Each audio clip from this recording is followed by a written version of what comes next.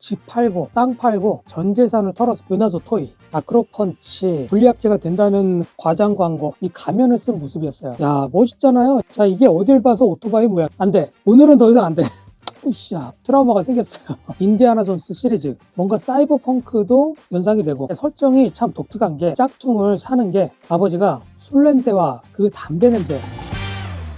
추억을 리뷰하는 20세기 소년입니다. 만약에 여러분들이 어렸을 때 아버지께서 본인의 꿈을 쫓기 위해서 너 내일 당장 학교 때려치고 나와 함께 세계 일주를 떠나자, 그렇게 말씀하시면 떠나시겠습니까? 그것도 집 팔고 땅 팔고 전 재산을 털어서 5명이나 되는 자식들을 데리고 무작정 보물을 찾겠다고 나선다면 어떻게 하실 건가요? 보물찾기로 세계 일주를? 그럼 무조건 가야지. 완전 재밌겠는데 학교 안 가도 되잖아.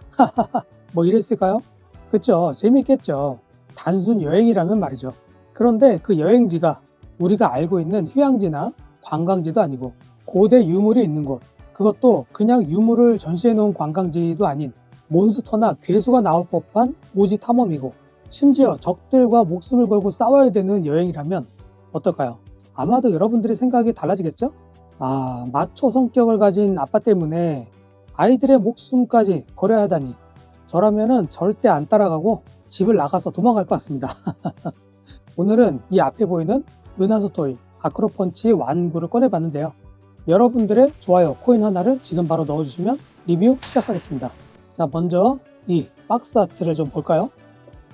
제조사는 은하수 토이, 아크로펀치. 자, 우리가 어릴 때 문방구에서 이렇게 비닐 윈도우로 되어 있는 이 모습을 보면은 가슴이 콩닥콩닥 거렸죠. 나를 빨리 데려가거라 하는 듯한 이 내부를 볼 수 있는 포장은 그 당시 소년들에게는 정말 최고의 유혹 아이템이었습니다. 자, 그도 그럴 것이 이 왼쪽을 보시면, 자, 이 분리된 모습만 봐도 야, 진짜 멋있지 않습니까? 그 이전에 나왔던 로보트에서는 볼 수 없었던 이렇게 동그랗게 생긴 날개 부분, 그리고 이 앞부분의 디자인 때문에 이거 뭔가 독특한 비행선으로 변신이 되는구나, 그런 환상을 또 심어줬었죠. 자, 여기 밑에 그림도 상당히 이쁜 디자인으로 되어 있고, 그리고 바로 이게 문제입니다. 3단 변신. 이 3단 변신이라는 이 문구 하나 때문에 저를 포함한 수많은 아이들이 피눈물을 봤습니다. 자, 사이드 측면에 보니까 만화에 대한 간단한 스토리가 나와 있는데, 자, 여기 보면은 독특한 이름이 하나 보이는데 문태평씨, 문태평이라고? 재밌네요. 문태평씨는 문씨 가문을 이끌 5명의 자식들을 거느리고 아크로펀치에 탑승, 길고 험한 먼 길에 나선다.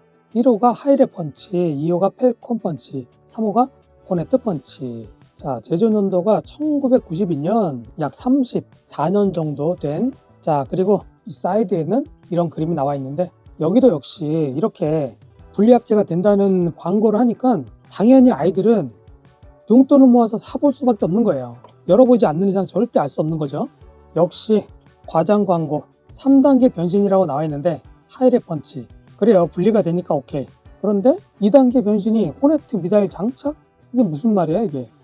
또 3단계는 펠콘 펀치 분리? 뭐 결합이 되고 분리가 되고 움직이면 다 변신인가?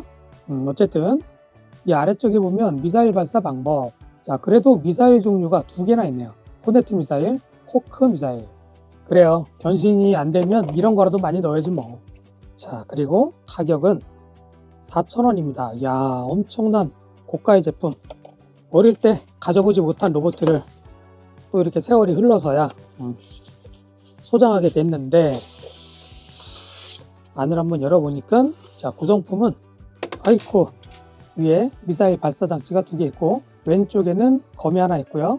그 다음에 본체, 그리고 총 하나가 있고, 그 아래에는 미사일을 발사할 수 있는 2가지의, 아까 뭐라 그랬지? 호네트 미사일, 호크 미사일. 이게 뭐가 호네트 미사일이고 호크 미사일인지 전혀 구분도 안 되고 그림이랑 달라요. 어쨌든 미사일이 많이 있다라는 거. 오케이. 자, 그럼 본체를 한번 꺼내 볼까요? 자, 우리가 국딩, 초딩 때 좋아했었던 이 로봇. 와, 비주얼만 봐도 그냥 끝장이긴 하죠. 제가 어렸을 때 좋아했었던 로봇 중에서 이 아크로펀치는 항상 베스트 10위 안에 들었었는데요. 사실 그 이유를 아무리 생각해봐도 이 비주얼 하나 말고는 딱히 없었거든요. 왜냐면 이 로봇 만화도 국내에서는 방영이 되지 않았기 때문입니다. 자료를 찾아보니까 해적판 비디오로 나온 걸 보신 분도 있다고 하는데 어쨌든 저의 어릴 적 기억에는 없는 만화인 건 맞습니다. 그런데도 저는 그리고 우리는 왜 이 아크로펀치를 좋아하게 되었을까요? 아마도 일본 원작 애니를 보신 분이 아니라면 대부분 저처럼 이 로봇의 모습 때문이지 않을까 싶은데요. 저는 이 로봇가 합체 변신하는 것도 멋졌지만 가장 멋있었던 거는 이 헤드, 이 가면을 쓴 모습이었어요. 뭔가 비밀이 많을 것 같고 신비한 느낌이 들고 이 로봇은 어디서 탄생을 했을까? 누가 이런 로봇을 만들었을까 하는 약간 그런 궁금증? 그리고 펠콘 펀치로 변신할 때 이 앞부분의 가슴, 그게 진짜 멋있었어요. 여기 아까 전에 이 사진. 야, 멋있잖아요. 이게 뭔가 그동안에 보지 못했었던 이 날개 부분이 둥그스름한 게 뭔가 다른 로봇과는 좀 차별화를 둔 디자인 때문에 오래 기억하고 있고 좋아하게 되지 않았나 싶은데요. 아까 말씀드렸듯이 은하수 토이에서 나온 이 완구는 변신이 되는 게 없습니다. 진짜 변신이라고 한다면 이 팔 분리되는 거 정도? 이렇게 분리가 돼서 그래도 이 뒤에 바퀴가 있긴 한데 자, 이게 어딜 봐서 오토바이 모양입니까? 이쪽도 요즘에는 이거 분리를 하고 만지는 게 무서워졌어요. 제가 뭐 만지기만 하면 다 바스러지고 고장나다 보니까 자, 이런 식으로 오토바이 모습을 이 제품에서는 하이레 펀치라고 합니다. 안타깝게도 이 다리 쪽은 분리가 되지 않고 약간의 움직임 정도 이렇게 자, 이게 전부입니다. 이 정도만 움직여도 옛날에는 각 관절이 자유작동된다 이렇게 불렀죠. 그리고 이 뒤에 있는 날개가 이렇게 좀 벌어지는데 이것도 안되겠다. 안돼. 오늘은 더 이상 안돼. 오늘은 부러지면 안돼. 여기까지. 그런데 이 뒤에 있는 영문은 뭐지? 여기에 영문으로 뭐가 써있거든요. 펜타봇. 그거랑 뭐가 관련이 있나? 그리고 이 잘생긴 얼굴은 돌아가나? 이거 머리도 안 움직이네. 괜히 건드리고 싶지 않아요. 또 잘못 건드렸다간 목까지 날아가는 사태가 벌어질 것 같아서 으쌰. 무서워 이제는. 고전 이 장난감이나 옛날 거를 만질 때는 이제는 좀 트라우마가 생겼어요. 이 아크로펀치 만화에 대해서 조금 더 이야기를 하면은 1982년에 국제영화사에서 제작을 했다고 하고요. 1980년대 초반에 인디아나 존스 시리즈 레이더스, 그 영화 아시죠? 레이더스가 한참 인기가 있을 무렵에 영감을 받아서 제작된 작품이라고 합니다. 맞아요. 그 당시에 인디아나 존스 영화가 완전 대박 났죠. 진짜 그 영화는 10번, 20번을 봐도 재밌는 것 같습니다. 이 로봇의 원작 제목은 마경전설 아크로펀치인데 우리에게는 아직도 아크로펀치가 익숙하죠? 이 이름이 만들어진 것도 아크로바틱, 주먹, 그리고 미국 영화의 와일드펀치라고 해서 애니메이션 2편에서 그 이름이 만들어졌다고 합니다. 저도 이번에 자료를 찾아보면서 오프닝을 보니까 이렇게 멋진 오프닝을 만들었을 줄은 저도 몰랐네요. 그 당시에는 대단했었던 8비트 시스템의 테크놀로지가 결합이 된 것 같은 뭔가 사이버펑크도 연상이 되고 자, 이 만화의 간단한 스토리는 이 정신세계가 조금 남다른 이 아빠가 어느 날 갑자기 전설의 비보로 찾아 나선다고 하는데 또 발음도 어려운 코에찰코아틀? 인류의 진화와 지구의 에너지를 통제하는 핵심 열쇠 뭐 그런 거라는데 무슨 소리인지 잘 모르겠어요. 아무튼 그 비밀 같은 것을 찾는다고 잉카 제국 같은 곳을 애들을 데리고 마구잡이로 다니기 시작합니다.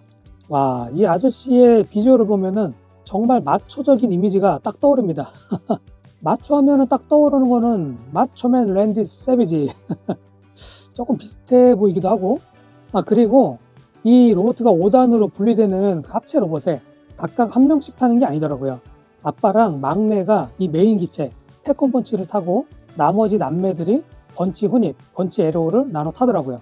저는 만화를 본 적이 없으니까 인물들도 모두 생소하지만 어찌된 일인지 이 로봇과 분리된 모습의 메카들은 다 기억이 난단 말이죠.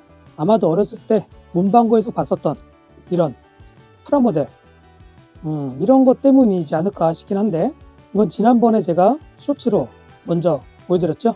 이거 말고 제가 꺼내지 못했었던 아카데미 프라모델의 이 사이드면을 보면은 너무나 멋진 그림의 5단 분리된 모습들이 보입니다. 어렸을 때 문방구에서 이 모습을 자주 보다 보니까 만화는 몰라도 이 로봇가 어떤 식으로 분리가 되고 어떻게 합체가 되고 변신이 되는지 우리는 다 알 수 있게 된 거죠. 그리고 이게 설정이 참 독특한 게 로봇 안에서 생활할 수 있게 안에 침실도 있고 그렇답니다. 그럴 수 있죠. 집 팔아서 캠핑카 한 대로 전 세계를 여행 다니는 사람들도 많으니까 자식들을 5명이나 데리고 다니려면 그 로봇 안에 그렇게 만드는 게 맞긴 하겠죠. 이거는 뭐 아빠로서 아주 현명한 선택이지 않았나 싶고요. 제가 만화를 제대로 보지도 못했고 또 자료를 찾으려고 유튜브를 뒤져봐도 이 애니메이션을 요약하거나 정리한 곳이 별로 없더라고요. 그래서 뭐 나무위키라든지 블로그라든지 보이는 대로 자료를 수집했지만 내용이 부족하거나 틀린 게 있으니까 저보다 더 잘 아시는 분들이 댓글로 설명을 좀 붙여주시면 좋겠습니다. 제가 이 로봇을 좋아하게 된 계기는 딱 2가지인데 1980년 중후반쯤이니까 제가 국딩 시절에 아카데미 과학에서 나왔었던 그 아크로펀치 프라모델을 본 기억입니다. 와, 이건 또 뭔 로봇이지? 마징가나 건담이 한참 인기를 구가하던 때 갑자기 툭 나타나서 이 비밀스러운 가면을 쓰고 또 날개는 뭔가 둥그스름한 독특한 디자인으로 한 로봇, 그리고 이 로봇가 5단 합체 변신을 한다는 그 설정 때문에 저의 눈에는 정말 멋져 보였어요. 그러나 그 당시에 프라모델이나 완구는 2,000원, 3,000원 정도 하는 고가의 금액이었기 때문에 제가 살 수 있는 거라고는 100원짜리나 200원짜리, 그리고 샛별과학에서 나온 이게 200원인가? 300원짜리 그런 짝퉁을 사는 게 저의 최선이었습니다. 생각해보니까 뉴스타랑 일본 오리지널 그 엄청나게 박스가 큰 건데 그것도 프라모델인데 어디 건지 기억이 안 나거든요. 마음 같아서는 막 이것저것 다 꺼내가지고 아크로펀치 대시리즈를 한번 만들고 싶은데 제가 나중에 큰 장소로 옮기게 되면 그때 한번 꺼내서 리뷰를 하지 않을까 싶은데요. 자, 이렇게 해서 오늘은 은하수 토이의 아크로펀치와 프라모델을 잠깐 살펴봤는데요. 저의 어릴 적 추억 속으로 잠깐 들어가 보면요, 저는 만화 속 주인공처럼 마초 같은 아버지와 손잡고 세계 여행을 떠나는 그런 영화 같은 경험은 전혀 없었습니다. 대신 우리네 아버지들이 다들 그러하듯이 참 무뚝뚝하셨던 저희 아버지가 생각이 납니다. 술 한잔 하시고 늦은 시간에 들어오셔서 아들아 이러면서 얼굴을 비벼대시는데 술 냄새와 그 담배 냄새 그리고 거친 수염에 따끔한 감촉이 그때는 참 싫었습니다. 아빠 술 냄새 나요 이러면서 괜히 밀어내고 도망가고 그러면 아버지가 호주머니에서 동전 몇 개를 만지작거리시다가 100원짜리 하나를 딱 꺼내십니다. 그러면 여지없이 그 귀한 100원을 얻기 위해서 당연히 아버지를 안을 수밖에 없습니다. 그 100원, 200원을 빨간 돼지저금통에 1,000원, 2,000원이 모일 때까지 계속 저금을 하겠죠. 그렇게 코 묻은 돈이 어느 정도 모아지면 문방구로 쪼르르 달려가서 이렇게 300원짜리나 500원짜리 또는 1,000원짜리를 들고 오는 날에는 그냥 미치도록 좋았습니다. 물론 그거를 사는 걸 걸리는 날에는 또 엄청 혼나기 때문에 이렇게 저렴한 거는 문방구 앞에서 만들거나 친구네 집에 가서 같이 만들거나 했었지만요. 어쨌든 그 당시에 손끝에 전해지던 이 프라모델 조립의 손맛은 아직도 잊을 수가 없고 그렇게 술 냄새를 풍기시면서 안아주시던 아버지의 따끔거리던 수염의 감촉도 잊을 수가 없습니다. 이제는 저도 아빠가 되다 보니까 아들이 학교에서 돌아오면 일단 무조건 안아주거든요. 그럼 그 녀석도 제가 어릴 때처럼 똑같이 합니다. 뭔가 좋긴 하지만 쑥스러우니까 살짝 이제는 좀 부담스러워하는 걸 느끼거든요. 이런 저의 모습이 어릴 때 아버지와 오버랩이 되면서 오랜만에 또 가슴이 좀 먹먹해지긴 하네요. 그래서 오늘의 추억 메모는 아버지는 아들과의 포옹값으로 100원을 지불하셨고 저는 그 100원으로 아크로펀치를 사던 철없던 시절, 이제는 수억 원을 지불해도 우리 아버지와의 포옹은 불가능합니다. 그러니까 지금이라도 사랑하는 가족들을 자주 안아주시면 좋겠습니다. 마무리가 또 감성으로 파묻히긴 했는데 아크로펀치에 대해서 알아가다 보니까 또 아버지가 생각이 나서 이런 엔딩이 되어버렸네요. 아크로펀치 스토리에 보면 아버지와 자식들이 어쨌든 함께 세계 여행을 떠나잖아요. 그래서 그런 부분이 조금 부럽기도 하고 제가 가난했던 시절에 아버지와 여행을 다녔던 추억들이 별로 없다 보니까 앞으로는 저희 아들한테 더 좋은 추억들을 많이 만들어줘야겠다, 그런 생각을 좀 해봤습니다. 자, 여러분도 늦지 않았습니다. 곧 다가올 어린이날에 비싼 장난감을 사주는 것도 좋지만 기회가 된다면 자연과 함께하는 가벼운 여행으로 좋은 추억들을 많이 남기시기 바라면서 오늘도 좋아요 한 번씩 꼭 눌러주시고 구독과 알림 설정으로 이소년의 수집품과 추억의 시간들을 오래도록 함께 나누면 좋겠습니다.